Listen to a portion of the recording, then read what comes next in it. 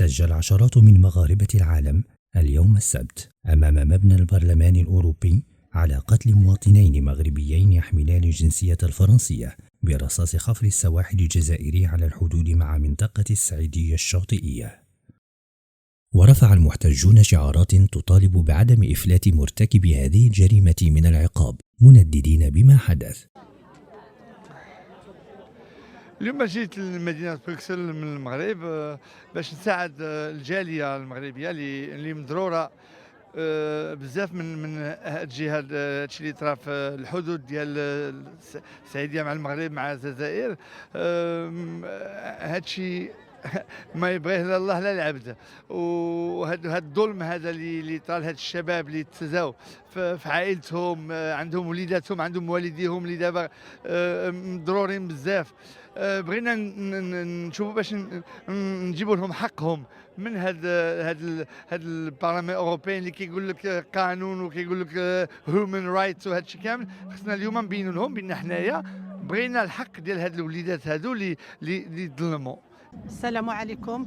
انا وحده من العائله نتاع عبد العالي الله يرحمه، راه سي مون كوزا، وحنا رحنا من نهار اللي تصابينا بهذا الشيء هذا، وحنا في واحد الحاله ماشي هي هذيك. واخا انايا لا دولوغ عندي، ولكن ماشي كيما لا دولوغ اللي راه عند الوالدين ديالو، وعلى نتاع اللي راهم كانوا تما حاضرين. انا ما حضرت لهمش تما، ولكن احنا متقاسمين معاهم كل شيء، ورحنا في واحد الحاله ما نقولكمش. ودوك احنا نطالبوا باش الا هداهم الله يعطيونا داك الولد باش ندفنوه. حنا بغينا غير باش ندفنوه باش الوالدين تاعو يرتاحوا اكثر من هذا الشيء، لان راه حنا ما مرتاحينش بزاف بزاف بزاف. انا واخا كما قلت لكم ونعاود نقولها، راه الحرقه هي نتاع والديه، هي اللي راهم هما اللي حاسين اكثر من هذا الشيء هذا. Là, on est là pour la famille, on est là pour soutenir tous les gens qui nous ont soutenus depuis le début de cette tragédie. Aujourd'hui aussi, on n'arrive toujours pas à y croire. Nous sommes comme dans un cauchemar qui ne veut pas se terminer. Dans un premier temps, on remercie tous les gens qui nous ont soutenus du fond du cœur. Tous les gens qui sont venus, qui nous ont apporté leur soutien.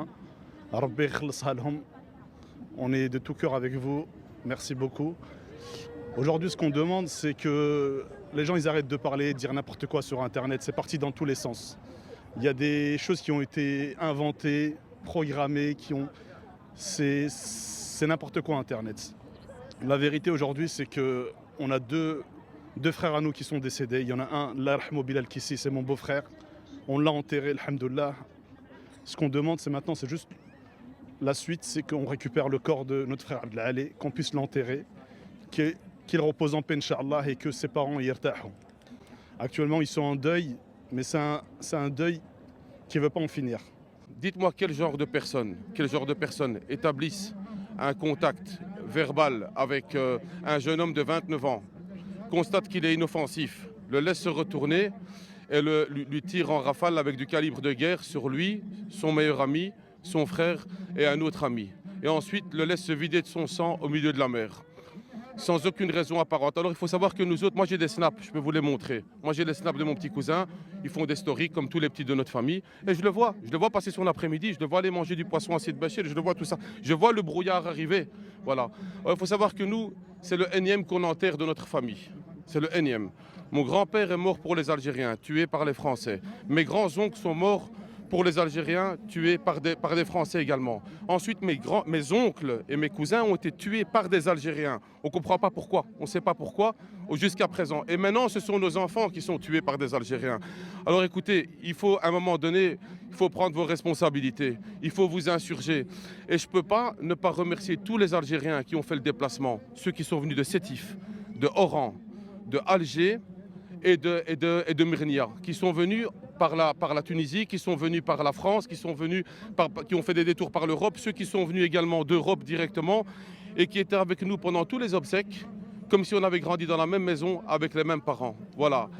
وطالب المحتجون الأمم المتحدة بإدانة النظام الجزائري بسبب هذه الجريمة، ورفعت سيدة صورتي الضحيتين المغربيتين وقد كتب عليها عبارة اغتيال وقتل خارج إطار القانون.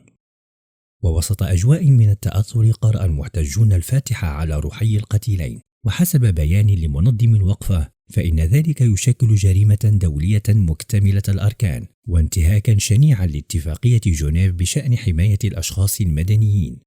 كيف ما شفتوا حنا نظمنا هذه الوقفه هذه امام البرلمان الاوروبي على قبل هذه العائله المنكوبه، وحنا كنا عندهم البارح في باريس وشجعناهم، والحمد لله دابا العائله عقبات جات عندنا لبلجيكا باش تحضر لهذه الوقفه، وهذه الوقفه كيف ما شفتوا ناجحه تبارك الله بالمغاربه اللي جاوا ليها، وانا تنشكر المغاربه اللي استجابوا لنا الدعوه. لم كنجي من فرنسا لاستنكار لهذا الحدث الشنيع اللي قاموا به النظام العسكري الجابر في قتل أبنائنا عمدا. وهنا المقصود علاش الجالية المغربية وعلاش هنا بالضبط، لأن اللي تقتلوا من الجالية المغربية كانت عندهم صلة رحم مع الوطن ديالهم كيتقتلوا، فهذا اللي شفنا فيه إرهاب ترهيب قتل، يعني ليعلم العالم مع من حشرنا الله في الجوار، يعني باش وليدات الجالية هذا الشيء راه خلقوه لينا في أنفس في وليداتنا اللي معلقين بالوطن. يعني أشنو مورا هذه الأحداث، وهذه الأحداث اللي دائما تتكرر. احنا عبر التاريخ عندنا قصص دائما هذا النظام